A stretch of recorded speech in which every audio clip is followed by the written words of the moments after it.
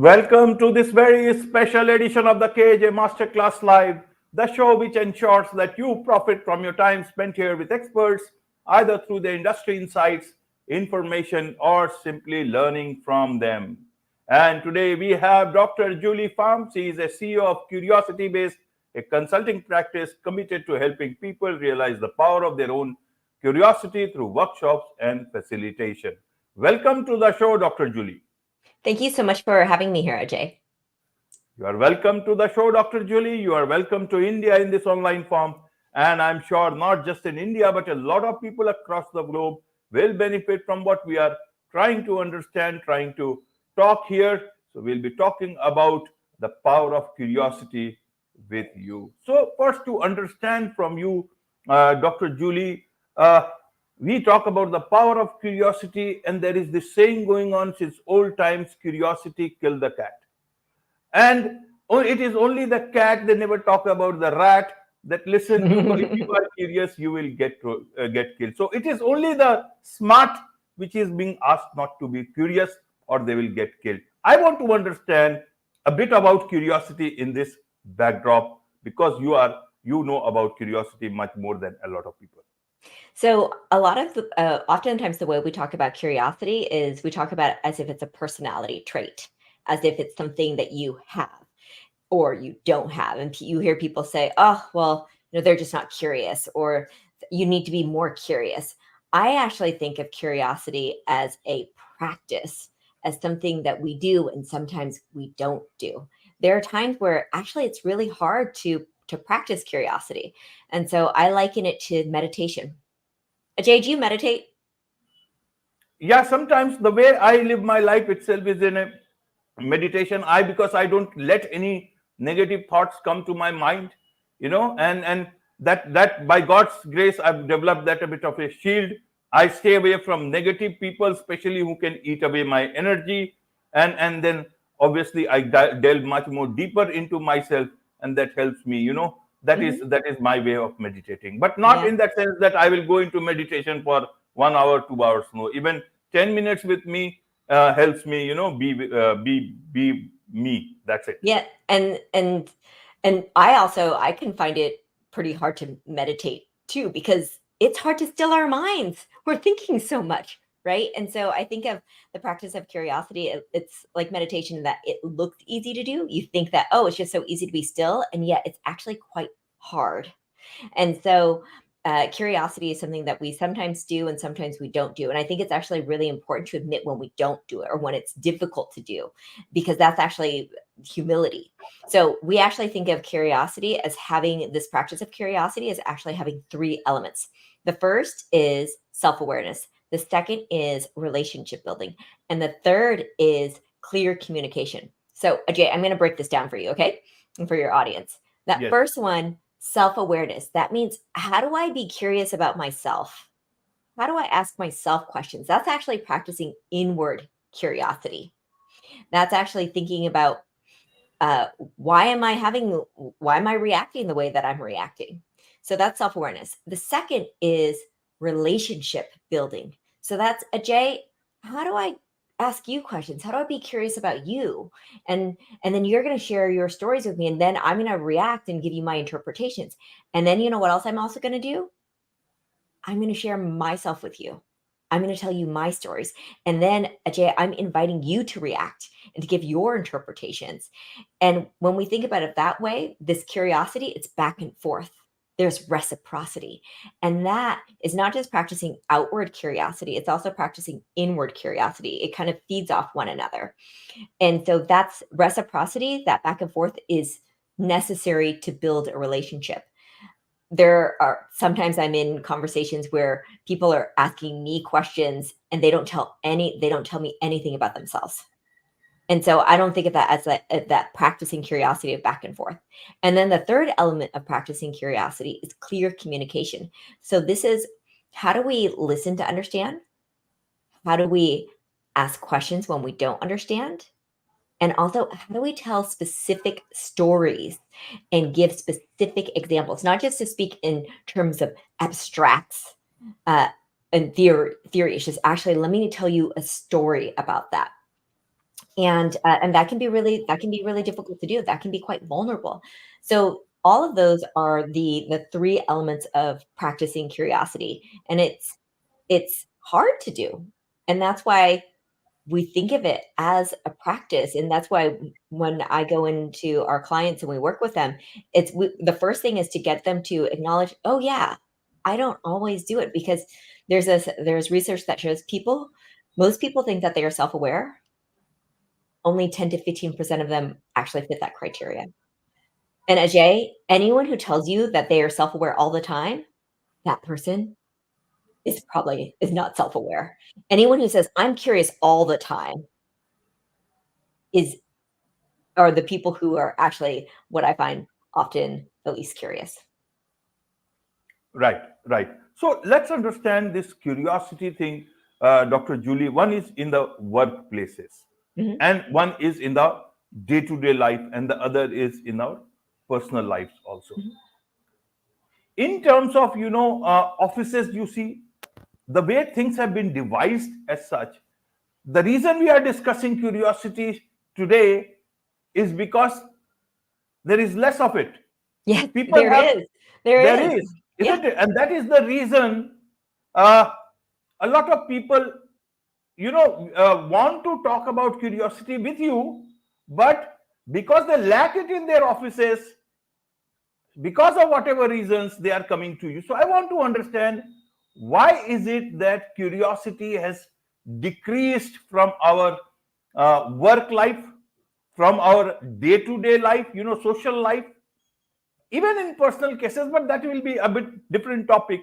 So Mhm, mhm. I want to understand, then, where did we lose this curiosity? Is it because we don't like people with curiosity, because our workplaces have gradually come to be designed in a way that, it leads to only conformism, that societies nowadays, some powerful leaders, they only want conformists, so that they do not question, and they use all the power within, either in our social life or in our work life. Everyone wants to have people who are conformist to whatever they say, whatever they want you to do, with no question asked. And curiosity is just a hypocritical word, if I may be blunt about it.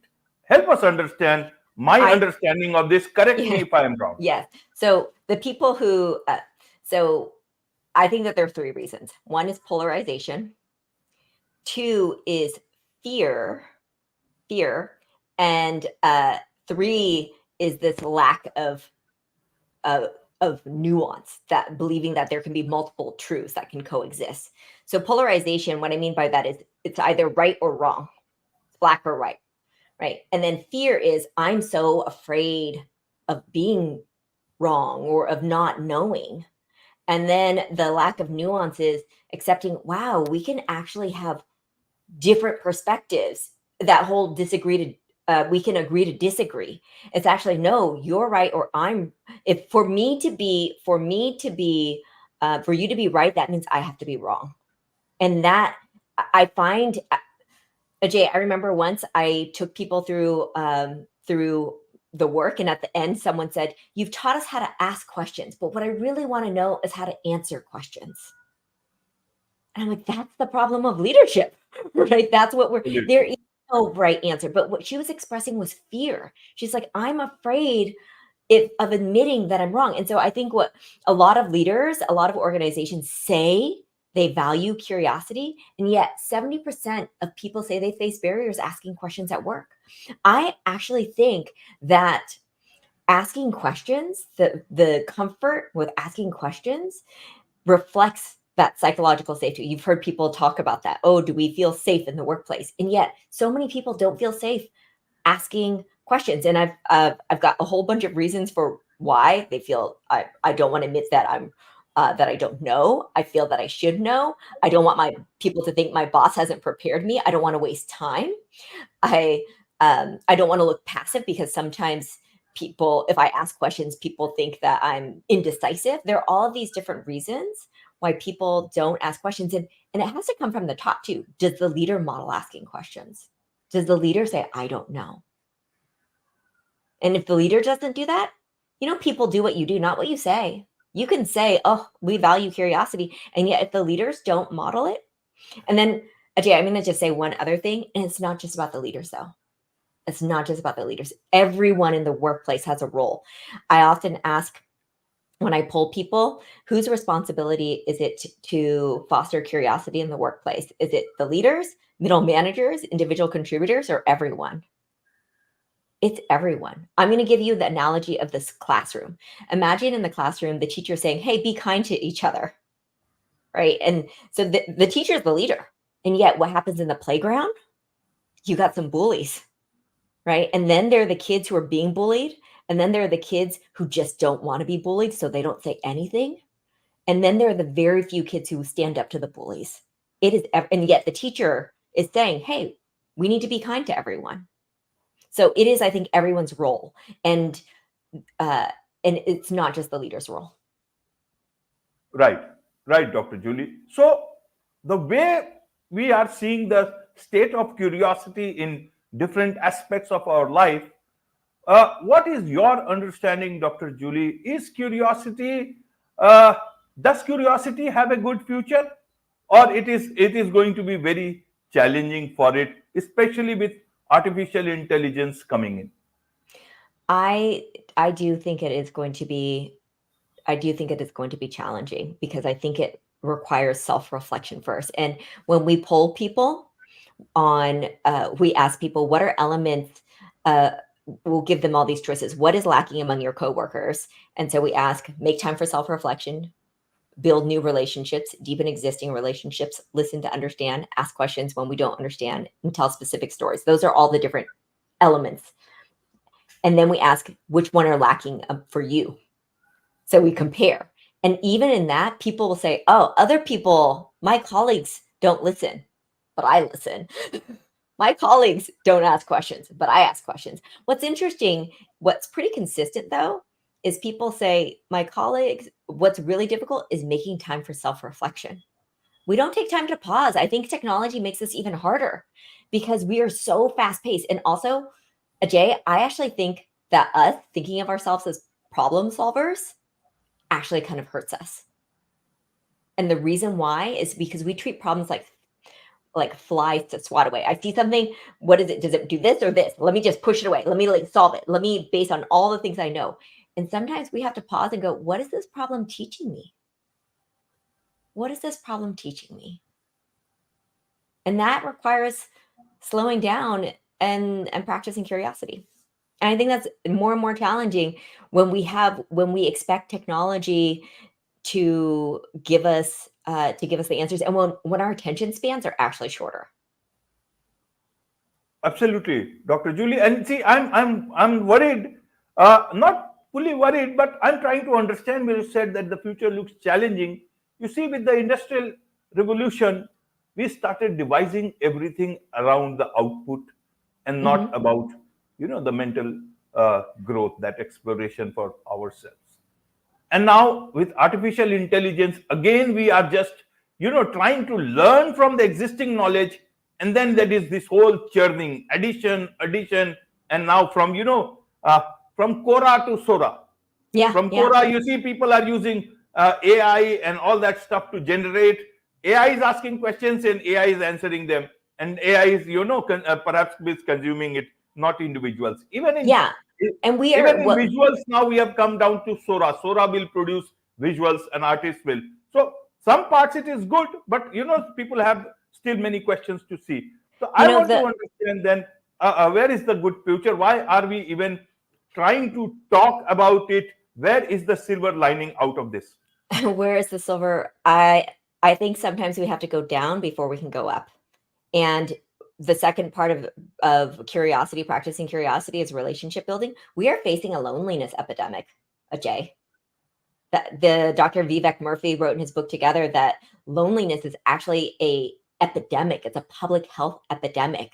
I just read the stat in Seattle where I am, 42% of adults have a social interaction with a friend or a relative less than once a week. If we are only learning from the internet or from machines and not from one another, that is a huge, that's going to hurt us. And yet I also think that we are going to get to a point where it's like, we can't do this anymore. We actually do have to reconnect. And I do see a big push for belonging now. I do see a thirst for building community.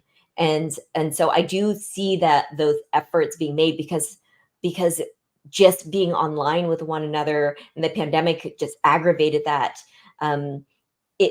It's making us realize what we're missing. Absolutely, absolutely. And when you talk of Seattle and when you talk of loneliness, the rising loneliness, I am, I have tried to understand the sleepless in Seattle thing as pure literal sort of a thing, that people are sleepless and they are sleepless because of loneliness. I'm trying to understand the way we are moving forward. So I want to understand, Dr. Julie, why is it that people want others to be not curious? Does it suit them? But then what will they take in future? Because if curiosity is gone, only conformists are there. Then conformists, then you will get more robots, not human It beings. What will you it's get out of it? it's scary to accept that it can be scary to accept that other people have different truths. I actually think that one of the things that I realized what's really radical is that multiple truths can coexist, that multiple perspectives can coexist. And just because you believe something and I believe something different doesn't mean that you are one of us is right and one of us is wrong. And so we kind of have to let go of that. And that feels really personal, right? Because, and even think about that, right? We have an argument in our own personal lives. And it's just, I remember things this way. I know what happened this way. What if we were to say, what if my memory is faulty? What if I didn't see everything? And so that's what we have to be willing to let go of. That's why Right. it's so difficult for people to practice curiosity. But yet we don't want what we go with. Other people need to practice it. They need to see our side. And we don't understand that for them, if we want people to listen to, a question I like to ask Ajay is, if you are disagreeing with someone, if you have different, is to ask, and you're getting ready to go into a conversation with them, do I want them to learn from me? Of course I do, right? Here's the second question. Am I willing to learn from them? And Of if you course. are not ready, don't go into that conversation, because they can tell. They can tell. And it's okay. I just need to pause. I need to think about this. And until I'm ready to actually go into a conversation with an open mindset, because usually we go into a conversation with like, I'm going to tell them why they're wrong. I'm so focused on what I'm going to say and not actually listening. Right, Dr. Julie. See, even CEOs in workplaces, many a times they do not have that sense of doing things as they want, that sense of curiosity they cannot, because when they join, they many a time they have got that template. You look at the Mm-hmm. bottom line, you look at the Mm-hmm. top line, and you look at the faces of the board of directors. We look at the stock market. Beyond that, you got to look nothing. Just look whether you are meeting the target. Where Mm-hmm. is the curiosity part here? I want to understand then these people who come to you, what is that they want from you? What is it that they want to learn from you, and for whom? They want their employees they want to have a good culture. They understand that people will stay at jobs they don't like if they like the people they work with. It helps retention.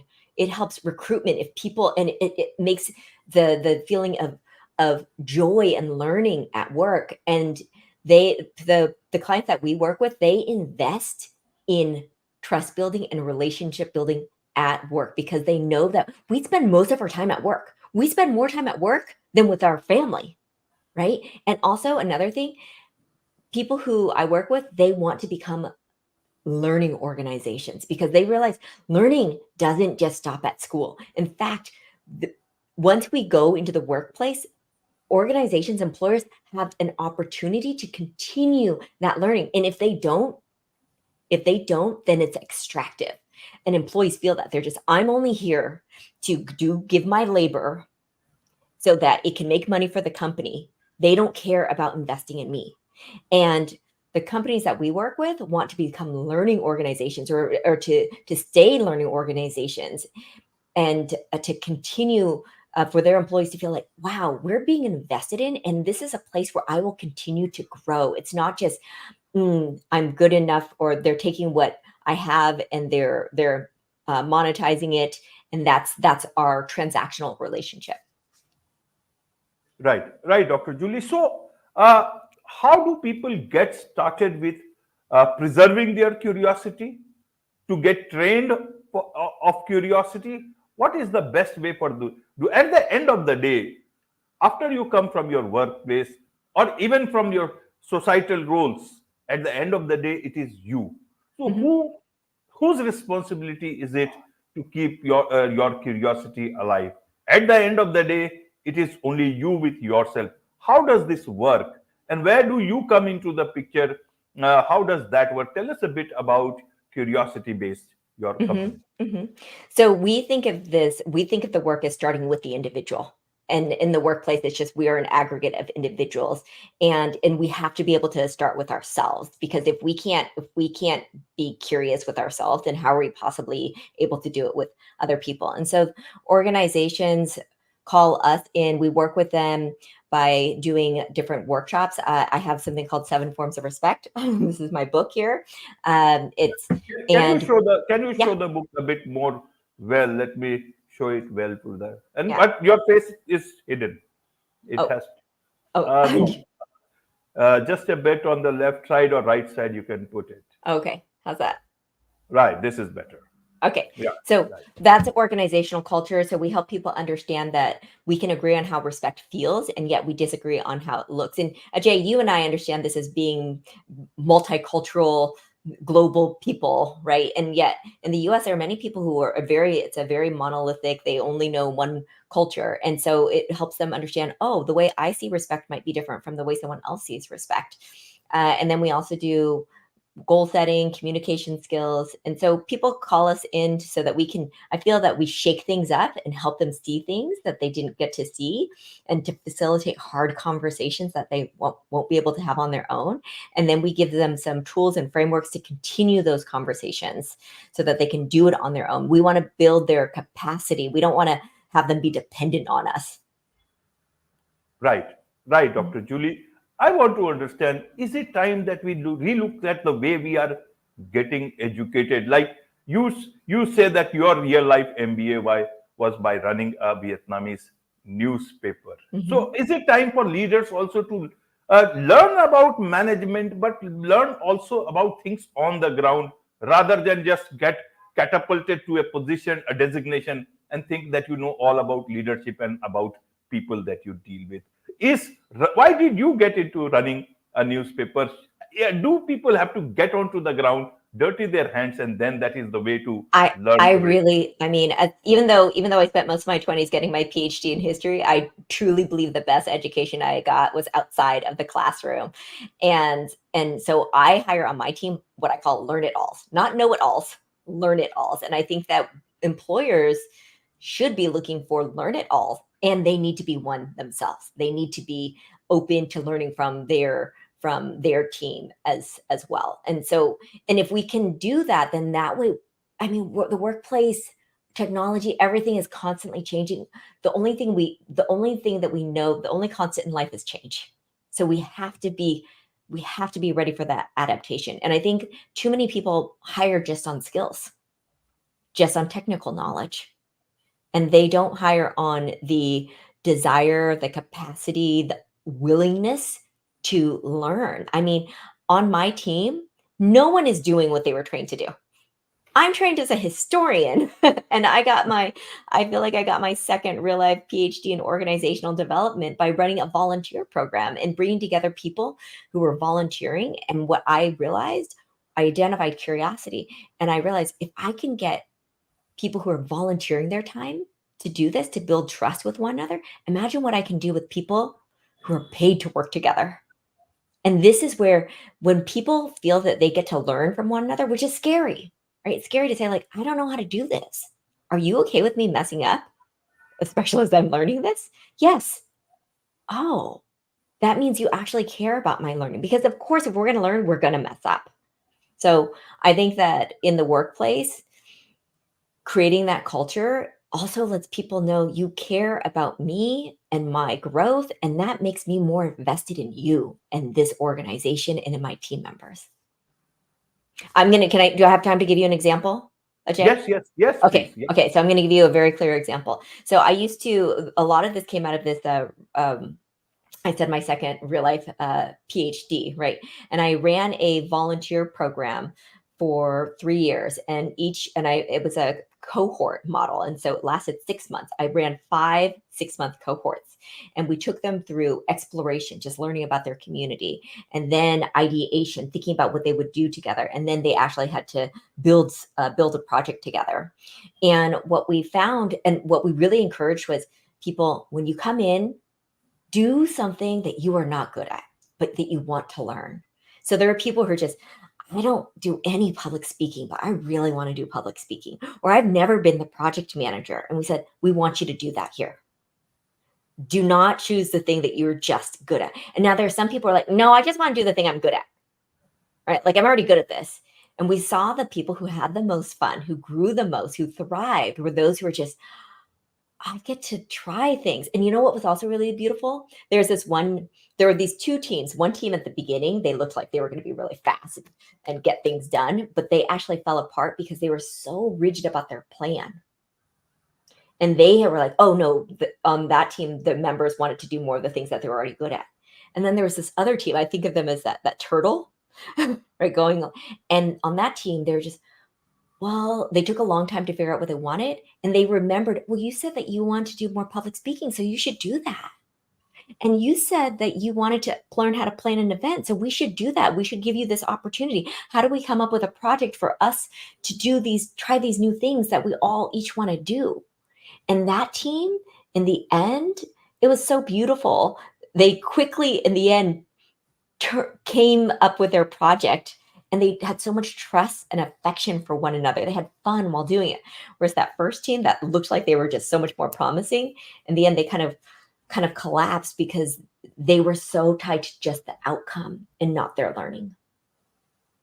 Absolutely, absolutely. Learning is the key. And there is so much to learn from you, Dr. Julie. And I'm sure a lot of people would like to learn more about you, more from you, and also engage with you, with your company, Curiosity Based. What's the best way for them to do so? You can find me, I'm very active on LinkedIn, so you can find me at Julie Pham PhD. Also go to our website, curiositybased.com. We also have a great YouTube channel with lots of free content and video resources. Wonderful, wonderful. With this, it's a wrap on this very special edition of the KAJ Masterclass Live. Thank you so much indeed for joining us.